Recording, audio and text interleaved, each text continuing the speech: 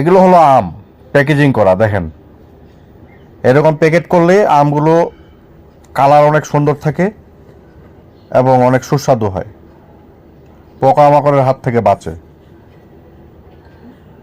এটি হলো লোকোয়াট।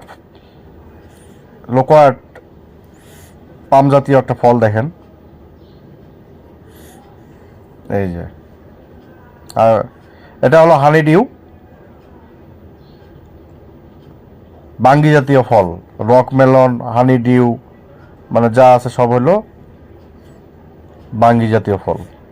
আম দেখেন, আমের কালারটা কি একবারে লালচে ধরনের, মনে হচ্ছে খেয়ে ফেলি। আনারস,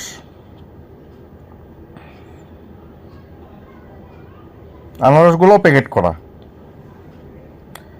লাইক কমেন্ট শেয়ার করে পাশে থাকবেন। ধন্যবাদ দেখার জন্য।